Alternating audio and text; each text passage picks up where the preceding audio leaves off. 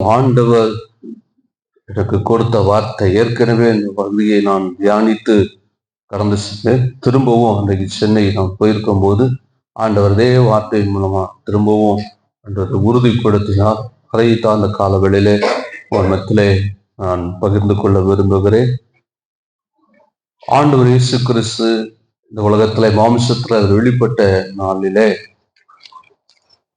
தன்னை தேடி வந்ததான பலதரப்பட்ட ஜனங்களுக்கு ஆண்டவர் உபதேசித்தார்.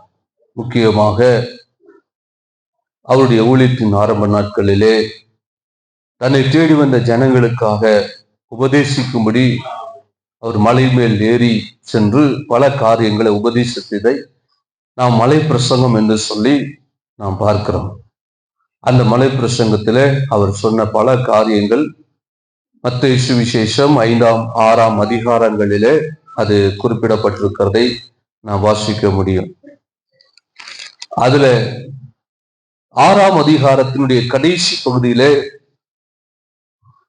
ஆண்டவர் 25 வசனத்தின் முதல்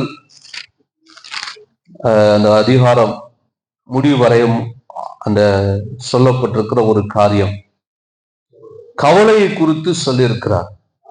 மத்தேயு 6 அதிகாரம் 25 கடைசி வரைக்கும் பார்த்தீங்கன்னா அதுல கவலை படுவது அது எவ்வளவு நமக்கு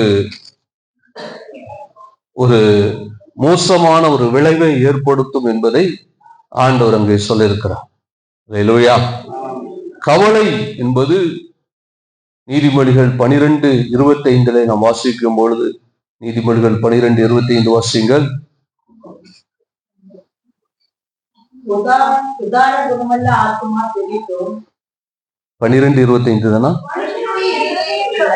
மனுஷனுடைய இருதயத்துள்ள கவலை அதை ஒடுக்கும் என்று சொல்லி, கவலை அதை ஒடுக்கும். கவலை என்பது நம்மை சுற்றி இருக்கிற பல காரியங்களுக்கு தீங்கு விளைவிக்கக்கூடிய ஒரு செயலாய் காணப்படுகிறது. சொல்ல போனா அது ஒரு வைரஸ் போல. அது எப்படி ஒரு மனிதனுக்குள்ள ஒரு சின்ன வைரஸ் கிருமி போய் அவன் வாழ்க்கையை முழுவதுமாய் அது பாலடிக்கிறதோ, அதே போல கவலை என்பது ஒரு மனிதனை பாலடிக்கக்கூடிய ஒரு பெரிய சக்தி. கண்ணுக்கு தெரியாத ஒரு வைரல் எப்படி ஒரு மனிதனுடைய வாழ்க்கையை பாலடிக்கிறது. இன்னைக்கு நம்ம கண்ணுக்கு தெரியக்கூடிய பல காரியங்களை குறித்து நம்ம பார்க்கிறோம். ஆனா கண்ணுக்கு தெரியாத பல வைரஸ் இன்னைக்கு கம்ப்யூட்டர் உலகத்துல இருக்கிறோம். கணினிமைக்கு மயமாக்கப்பட்ட எல்லா பொருட்களையும் கூட இந்த வைரஸ் என்ற ஒரு சின்ன ஒரு காரியம், அது நம்ம கண்ணுக்கே தெரியாது, புலப்படாத ஒன்று. ஆனா அது முழுவதுமாய் அதன் செயல்பாட்டையே மாற்ற இல்லைன்னா செயலற்று போக பண்ணக்கூடியது. அதே போலதான் கவலை. அல்லேலூயா. கவலை அதை என்ன செய்யும்? ஒடுக்கும். மனிதனுக்கு இருக்கிற பல மேன்மையான காரியங்களை ஒடுக்கக்கூடிய ஒரு செயல் கவலை. அல்லேலூயா. அது ஒரு பாவம். அது ஒரு பாவத்துக்கு சமமாய் கருதப்படுகிறது. வேதம் அதை பாவத்துக்கு சமமாய் பார்க்கிறது. அல்லேலூயா. இந்த மத்தேயு சுவிசேஷத்தில் அதை குறித்து நாம் வாசிக்கும் பொழுது ஆண்டவர் முதல் சில வசனங்களிலே 25, 26 அந்த வசனங்களிலே நாம் வாசிக்கும் போது வாசிக்கலாமா?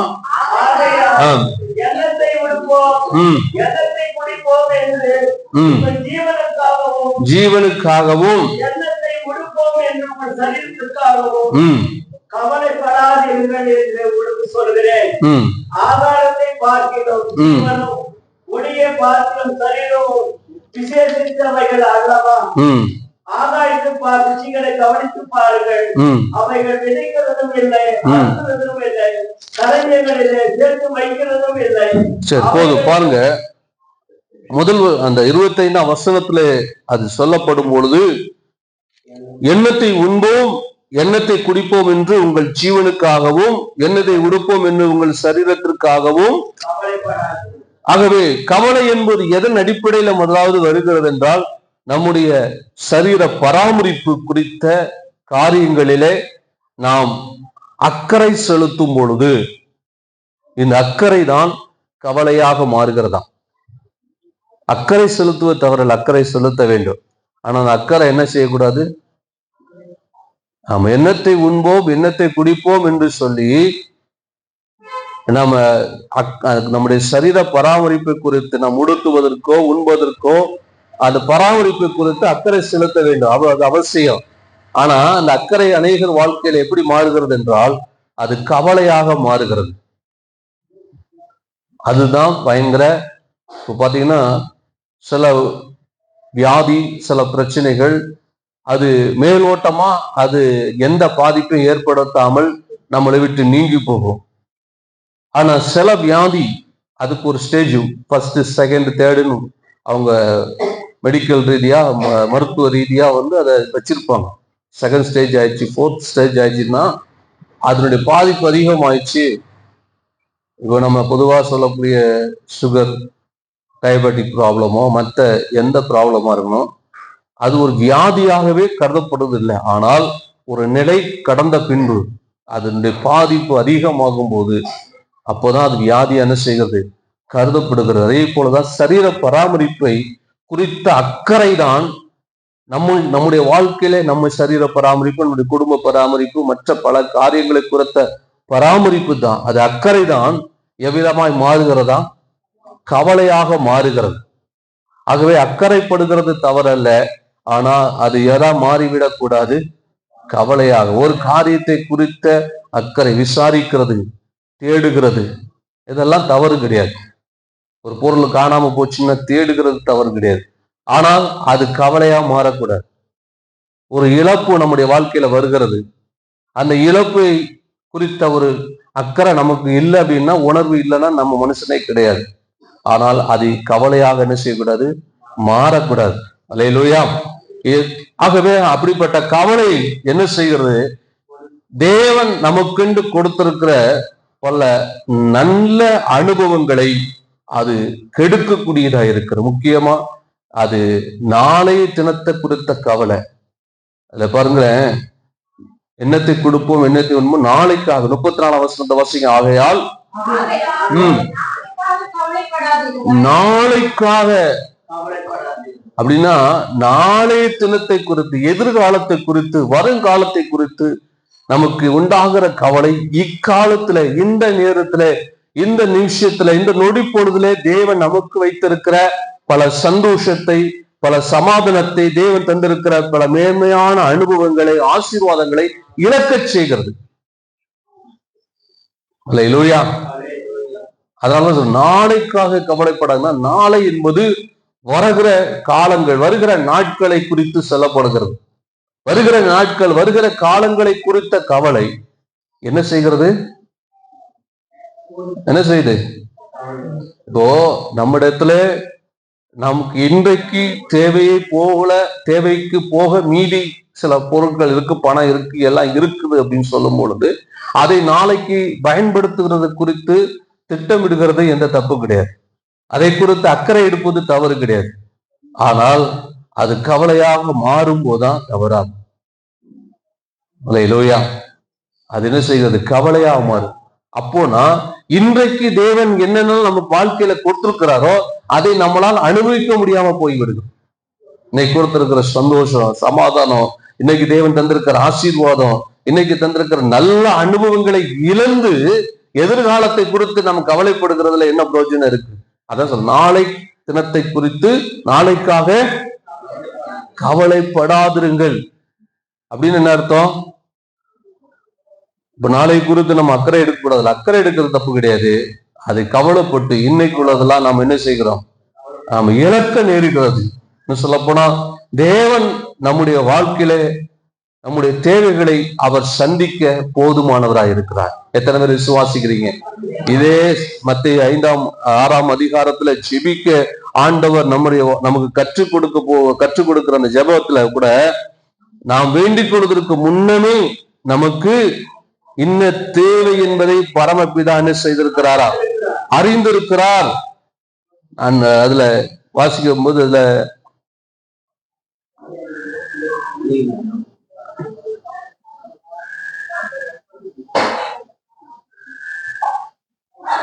8ஆம் வசனம், அவர்களைப் போல, அஞ்ஞானிகளைப் போல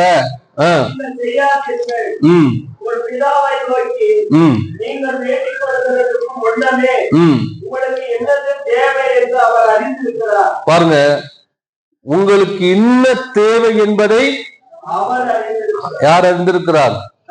நம்ம தேவன். இந்த இடத்திலும் சொல்லப்படுகிற வார்த்தை, அதுல பாருங்க, அஞ்ஞானிகள் என்ற வார்த்தை சொல்லப்பட்டிருக்கிறது. அஞ்ஞானிகள் அதை நாடி தேடுகிறார்கள். அதே போலதான் இந்த இடத்துல இந்த லாஸ்ட்லயும் சொல்லப்படுகிறது. 32 வசனத்தை வாசிங்க. அஞ்ஞானிகள் நாடி தேடுகிறார்கள்.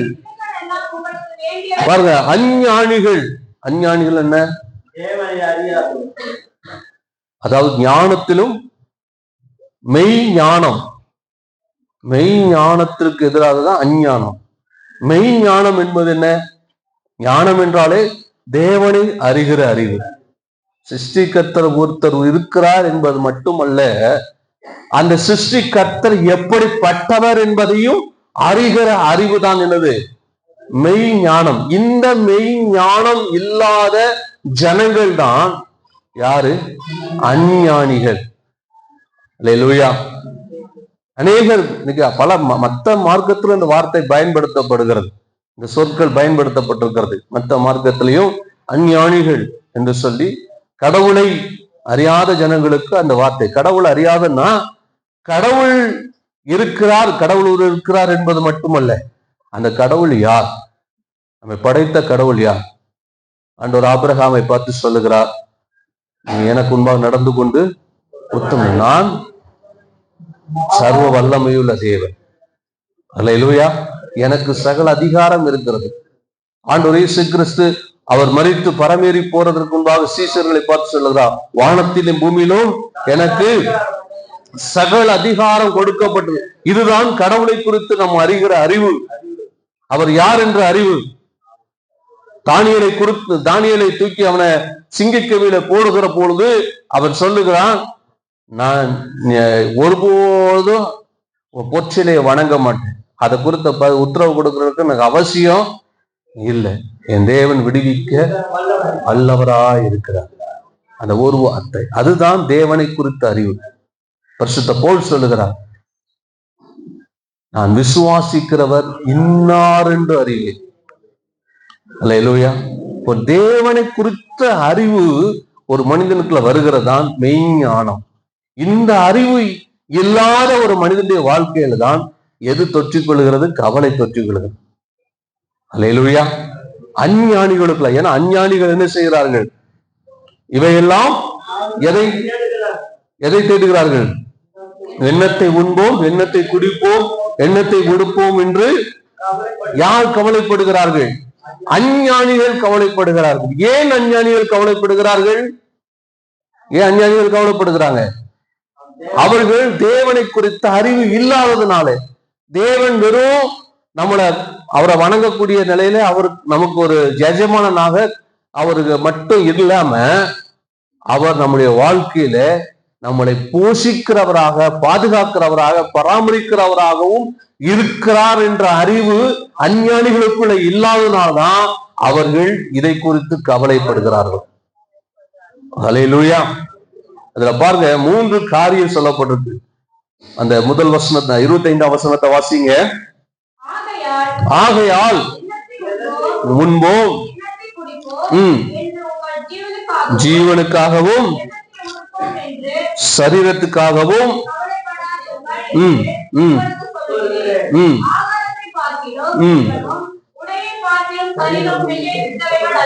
பாருங்க, இதுல 4 காரியம். ஜீவன், சரீரம், உடை, ஆகாரம், 4 காரியத்தை சொல்லப்பட்டிருக்கிறது. இதுல எது முக்கியமானது? சரீரம் முக்கியமானது. ஜீவன் இல்லைனாலும் பரவாயில்ல, சரீரம் இருந்தா போதுமா?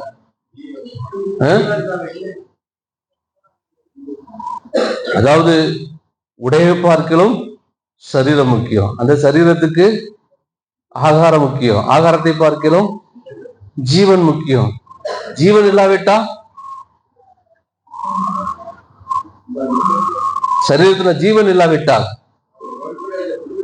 அந்த ஜீவனை யாராவது ஒருத்தர நம்மளால ஜீவனை கொண்டு வர முடியுமா? ஜீவன் போகிற தடுத்து நிறுத்த முடியுமா?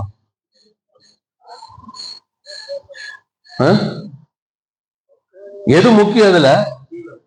அப்ப அந்த ஜீவனை நீங்க கவலைப்படுகிறதுனால நீங்க ஜீவனை போகடாம தடுத்து நிறுத்த முடியுமா? போகிற ஜீவனை தடுத்து நிறுத்த முடியுமா? இல்ல போன ஜீவனை கொண்டு வர முடியுமா? சொல்லுங்க. ஆனால் இந்த ஜீவனை கொடுத்தவரும் கொடுக்கிறவரும் பாதுகாக்கிறவரும் இந்த ஜீவனை நமக்குள்ளாக வைத்திருக்கிறவரும் அவர் ஒரு நாளும் அவர் நம்ம ஒருபொழுதும் கைவிட மாட்டார். அல்லேலூயா. இந்த நம்பிக்கை அதுதான் மெய்யா. எது முக்கியம்? முக்கியமான அந்த ஜீவனையே, சரீரம் ஓகே, சரீரத்தை நாம பேணணும், அதை பராமரிக்கணும், அவசியம்தான். ஆனா அந்த சரீரத்துல குறித்த அந்த கவலை நமக்குள்ள இருக்குன்னு வச்சுங்களேன், அதே எப்பொழுதும் சொல்லுவாங்க, குரங்குக்கு ஒரு புண்ணு இருந்தா போதும், அதை நோண்டி நோண்டி என்ன செய்யும், செத்தே போயிடும். இப்படிதான் கவலை. அதை குறித்தே யோசித்து எனக்கு இப்படி இருக்குது, இந்த ஒண்ணு ஒரு விஷயம், ஏதோ அந்த ஒரு அந்த இந்த பிளவின், இந்த கஷ்டம், இந்த இல்லைன்னா உடை, எனக்கு நல்ல உடை இல்லையே, உணவு இல்லையே, இப்படி ஏதாவது ஒன்று இருக்கு. ஆனா இதை எல்லாவற்றை விட மேலானது ஜீவன். ஆனா அந்த ஜீவனை குறித்து சொல்லும் பொழுது அந்த ஜீவனை கொடுப்பதற்கும் எடுப்பதற்கும் நமக்கு என்ன கிடையாது, அதிகாரம் கிடையாது. அன்று சொல்றாரு, சரீரத்தை கொல்ல வல்லவல்ல, ஆத்மாவை கொல்ல வல்லவருக்கு அந்த ஜீவனை கொடுக்கிறவும் எடுக்கிறவும் அதை அழிக்கவும் வல்லமை உள்ளவர் தேவன் ஒருவர் மாத்திரம்தான். இதுவரையிலும் உங்க ஜீவனை பாதுகாக்கிறது நீங்கல்ல, நான் அல்ல. அல்லேலூயா. யாராவது இதுவரைக்கும் என் ஜீவனை நான் பாதுகாக்கிறேன்னு சொல்ல முடியுமா? நான் தக்க வைத்திருக்கிறேன், இதை பிடிச்சு வச்சிருக்கிறேன் அப்படின்னா நாளை சொல்லுங்க, நாளைக்கு நான் உயிரோட இருக்கணும் சொல்ல முடியுமா? முடியாது. ஏன்னா அந்த ஜீவன் அவர் கையில தான் இருக்கு. அல்லேலூயா. அவர் தான் நம்முடைய ஜீவனை நமக்கு பாதுகாக்கிறார். ஆகவே விலையேற பெற்ற அந்த ஜீவனை நம்முடைய வாழ்க்கையிலே நமக்கு தந்து அதை பாதுகாக்கிற தேவன். அப்போ அதற்கு அந்த ஜீவனுக்கு கீழே தான் எது வருது, நம்முடைய சரீரம், உடை, நம்முடைய உணவு, இவை எல்லாவற்றையும் நமக்கு தருவதற்கு அவர் போதுமானவராக இருக்கிறார். எத்தனை பேர் விசுவாசிக்கிறீங்க? அல்லேலூயா. மத்தேயு 6:34 வாசிங்க. ஆகையால் நாளைக்காக கவலைப்படாதீர்கள். நாளைக்காக கவலைப்பட, நாளை ஏற்கனவே சொல்ல, நாளை என்பது என்ன? நாளை என்பது வருகிற காலங்கள், நாளை தினம், வருகிற நாட்கள், வருகிற காலங்கள். இது ஏதாவது நம்ம கையில இருக்குதா? யோபு 24:1 யோபு சொல்லுகிற வாசிங்க. யோபு 24:1.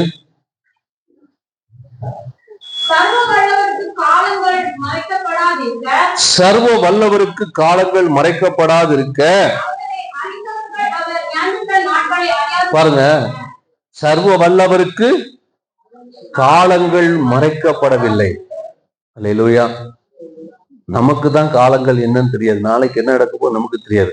ஆனா சர்வ வல்லவருக்கு காலங்கள் மறைக்கப்படவில்லை. அடுத்து சங்கீதம் 31:15 வாசிங்க. சங்கீதம் 31:15. பாருங்க, நம்முடைய காலங்கள் யாருடைய கருத்துல இருக்கிறது? அவருடைய கருத்து. அதெல்லாம் சொல்லப்படுகிறது, நாளைக்காக என்ன செய்யாதீங்க, நாளைக்காக, நாளை தினம் என்ன செய்யணுமா, தன்னுடையவர்களுக்காக. ஏன்னா நாளை தினத்துக்கான காரியங்களை அது உங்களுக்காக என்ன செய்யணும், ஆயத்தப்படுத்தணும். அதுதான் கவலைப்படணும்.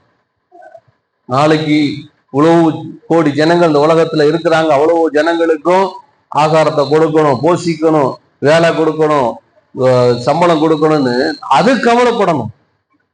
ஒரு கம்பெனி ஓனர் இருக்கிறா, அவங்ககிட்ட நம்ம எல்லாம் வேலைக்கு போறோம், நம்ம தொடர்ந்து வேலைக்கு போறோம், மாசம் ஃபுல்லா வேலை பார்த்தோன்னா மாச துவக்கத்துல அவன் தான் கவலைப்பட்டுட்டு இருக்கணும்.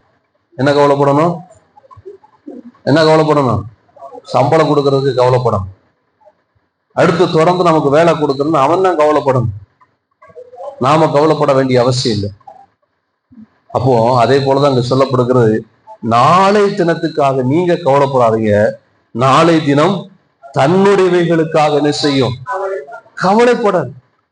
நாளை தினம்தான் தன்னுடையவர்களுக்காக கவலைப்படுமே தவிர நீ நாளை தினத்துக்காக என்ன செய்யாதே, கவலைப்படாதே. இப்ப நம்ம ஏற்கனவே பார்த்த அந்த 3 காரியங்களுக்கும் திரும்பவும் அதுக்குள்ள வருவோமா? வாசிக்கலாம், திரும்பி வாசிங்க. 25 வசனத்துல வாசிங்க.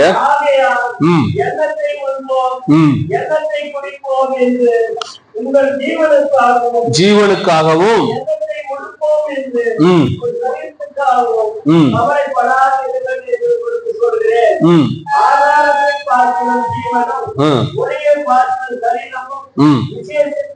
அதாவது இந்த அதிகாரம் முழுவதும் நமக்கு எதை கற்றுக் கொடுக்கிறதுங்கிறத நம்ம கவனிக்கணும். நம்ம வெறும் கவலைப்படக்கூடாதுன்றது மட்டும் அங்க சொல்லப்படலை. இந்த அதிகாரம், இந்த பகுதி முழுவதும் நமக்கு கொடுக்கிறது என்னன்னா, தேவனுடைய பராமரிப்பு என்பதை நாம் அங்கே பார்க்க போகிறோம். இதுல என்ன அடங்கியிருக்கதான், தேவனுடைய பராமரிப்பு மனிதனுடைய வாழ்க்கையில எப்படி இருக்கிறதுன்னு பார்க்கணும். படைத்த தேவன் நம்மை படைத்து விட்டு அப்படியே விட்டு விடல, அவருடைய பராமரிப்பு அங்க இருக்கிறது. அவர் தம்முடைய பராமரிப்புல நமக்கான எல்லா தேவைகளையும் சந்திக்க அவர் போதுமானவராய் இருக்கிறார். எத்தனை பேர் விசுவாசிக்கிறீங்க? அல்லேலூயா. வாசிங்க தொடர்ந்து. முதலாவது கவலைப்படுகிற நபர்களை குறித்து ஆண்டவர் சொல்லுகிறார். எதை கவனித்து பாருங்கள்? ஆகாயத்து பட்சிகளை கவனித்து பாருங்கள்.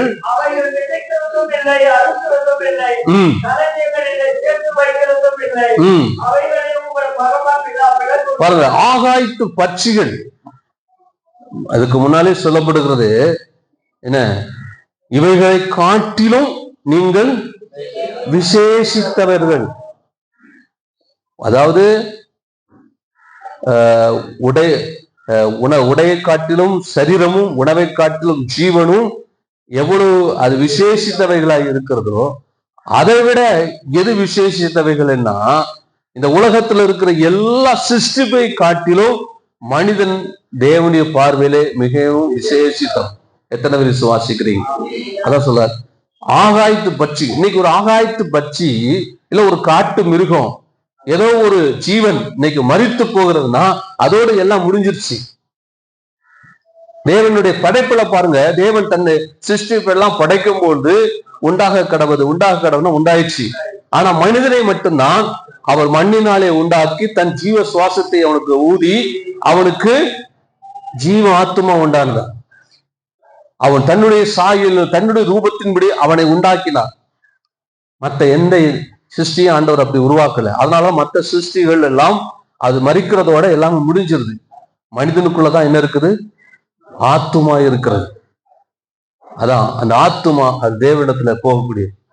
அல்லேலூயா. அதனால சொல்லப்படுது, ஆகாயத்து பட்சிகளை கவனித்து பாருங்கள்.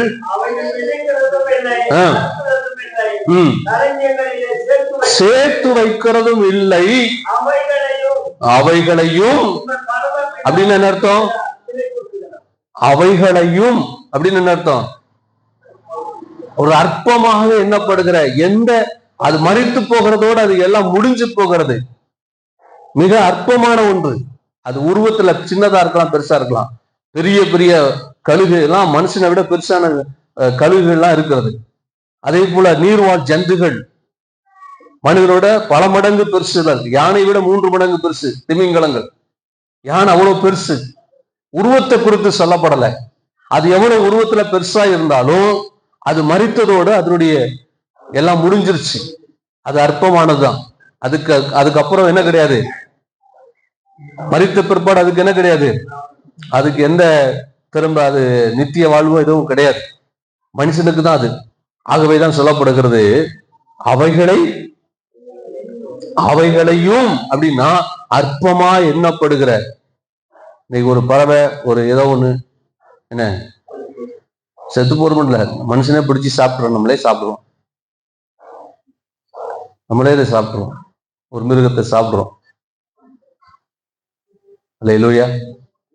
ஆனா பாருங்க, அவைகளையும் மனிதன் தன் தேவைக்காக கூட அதை பயன்படுத்துகிறான். மிருகத்தை, நீர்வாழ் ஜந்துக்களை, பறவைகளை, அவைகளையும் மனிதனுக்கு ஆகாரமாக காணப்படுகிற, ஆகாரமாய் இருக்கிற அவைகளையும் பரமபிதா என்ன செய்கிறார்? இதுலதான் அங்க தேவனுடைய பராமரிப்பு இருக்கு. அதனால சொல்லப்படுகிறது, அவைகளை பார்க்கிற நீங்கள் விசேஷித்தவர்கள் அல்லவா. ஹல்லேலூயா, ஹல்லேலூயா. அப்படின்னா கவனிங்க, இந்த உலகத்துல தேவன் மனிதனை எப்படிப்பட்ட நிலையில படைத்திருக்கிறார் என்று சொல்லும் பொழுது, எல்லா சிருஷ்டிப்பை காட்டிலும் விசேஷித்தவைகளா இருக்கிறது. அற்பமா எண்ணப்படுகிற மிருகங்கள், மிருக ஜீவன்கள், பறவைகளையே தேவன் பிழைப்பூட்டுகிறவராய் இருக்கிறார் என்றால், உங்களை என்னையும் நம்மை தேவன் பிழைப்பூட்டுகிறதுல எவ்வளவு உண்மை உள்ளவராய் இருக்கிறார். எத்தனை பேர் விசுவாசிக்கிறீங்க? அதனால சொல்லப்படுகிறது, அதற்காக நீங்க கவலைப்படாதீங்க. வாசிங்க, அடுத்து தொடர்ந்து வாசிங்க. கவலைப்படுகிறதுனால் உங்களில் எவன் தன் சரீர அளவோடு, நான் நினைச்சா ஒரு முழத்தை எக்ஸ்டெண்ட் பண்ண முடியுமா? முடியுமான்னு இருக்கிறதே குள்ளமா இருக்கிற ஒரு நபர் சக்தி ஏற்றுக்கணும். அவரு குள்ளம்னா கொஞ்சம், அவர் கொஞ்சம் வளர்த்தே தான் இருக்கு. என்ன, நான் ஒரு 10 முழம் எக்ஸ்ட்ரா வளரணும்னு நினைச்சா வளர முடியுமா? வளர முடியுமா? அதான் சொல்ல, சரீர அளவோடு எவன் தன் ஒரு முழத்தை, நீங்க நினைக்கிறதுனால, நான் நினைக்கிறதுனால ஒரு முழத்தை எக்ஸ்டெண்ட் பண்ண முடியாது. அல்லேலூயா. வாசிங்க தொடர்ந்து.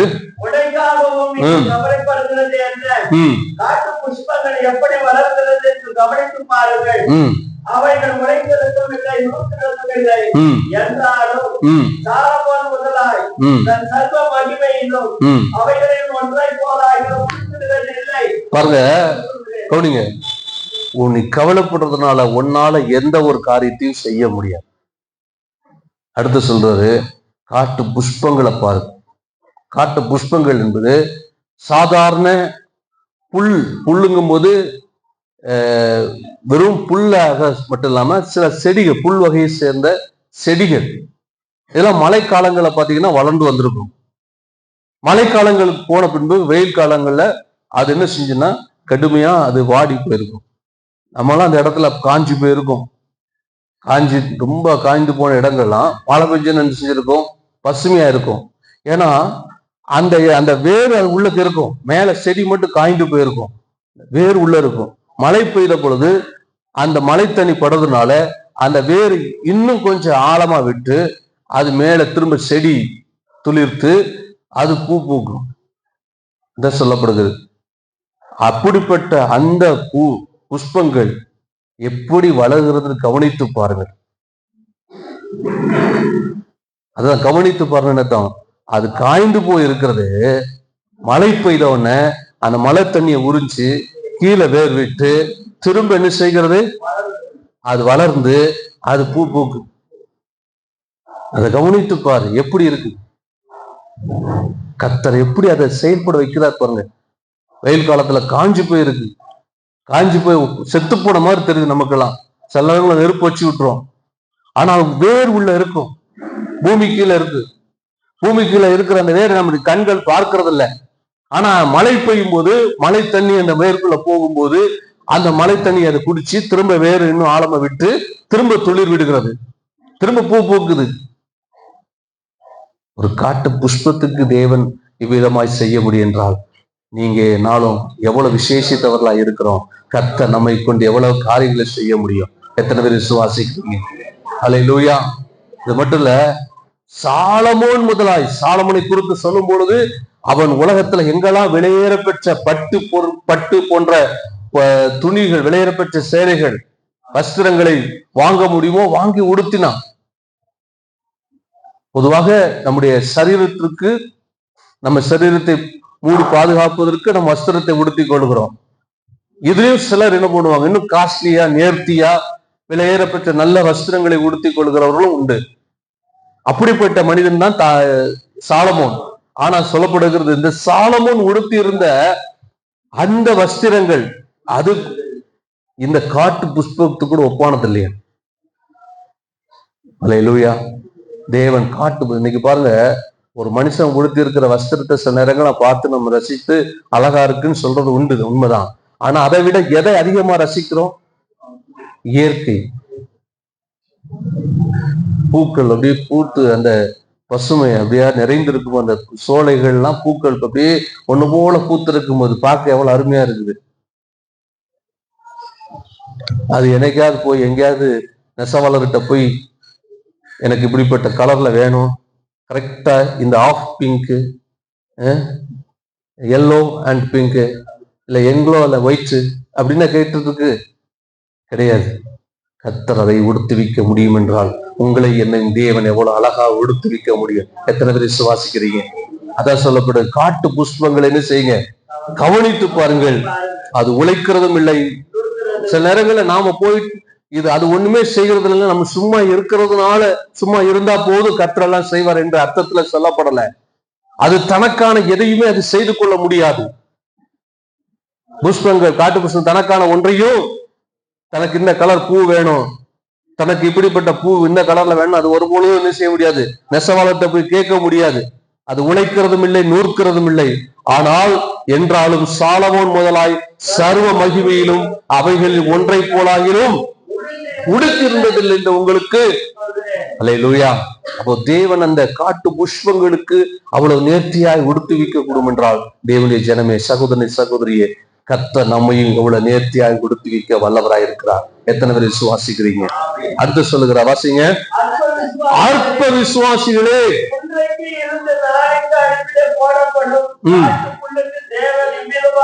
இங்கதான் ஆண்டவர் ஒரு வார்த்தையை பயன்படுத்துற. என்ன வார்த்தை அப்படின்னு என்ன அர்த்தம்? விசுவாசம் இல்லாத சந்ததியே, விசுவாசம் இல்லாத ஜனங்களே. அல்லேலூயா. அப்போ ஆண்டவர் இவையெல்லாம் செய்ய வல்லவர் என்ற விசுவாசம் நமக்குள்ள முதலாவது. அல்லேலூயா. கவலை எங்க வருகிறதுனா அவிசுவாசம் இருக்கிற இடத்துல. அதாவது நம்மை குறித்த அதாவது கரிசனை நாம் அக்கறைப்படுவது தவறல்ல.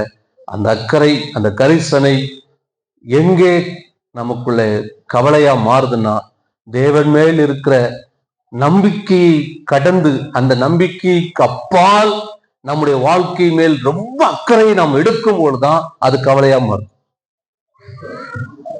அல்லேலூயா. புரிஞ்சுதா? நம்முடைய சரீரத்தையோ நம்முடைய குடும்பத்தையோ நம்ம சுற்றி இருக்கிற காரியங்களை குறித்து அக்கறைப்படுவது தவறல்ல. அந்த அக்கறை எப்படி மாறக்கூடாது தெரியுமா? கவலையா மாறுதில்ல. இதையெல்லாம் தேவன் எனக்கு தர வல்லவர் என்ற அந்த விசுவாசத்தை கடந்து, அதை தாண்டி. அல்லேலூயா. அதான் சொல்லுவாங்க, ரட்சிக்கப்படுவதற்கு முன்னால ஆண்டவர் முன்னால போவாரு, நம்ம பின்னால போவோம். அப்புறம் நாட்கள் போகப்போ ஆண்டவரோட சேர்ந்து நடக்க ஆரம்பிப்போம். அப்புறம் நாட்கள் போக போக கடவுள் ஆண்டவர் பின்னால வராங்க, நம்ம ஒன்னா போயிடுவோம். அதுதான் டேஞ்சர். ஆண்டவரை கடந்து, ஆண்டவருக்கு மேல நம்முடைய விசுவாசம், தேவன் நமக்கு செய்கிறார், நம்ம எல்லாத்தையும் பார்க்க வல்லவர் என்றை கடந்து நம்முடைய சொந்த பராமரிப்பு, சொந்த காரியங்களை குறித்த அக்கறை அதிகமா போயிடுது. அங்கதான் எது வருதுன்னா கவலை வருது. அல்லேலூயா. பாருங்க, வாசிங்க, அற்ப விசுவாசிகளே,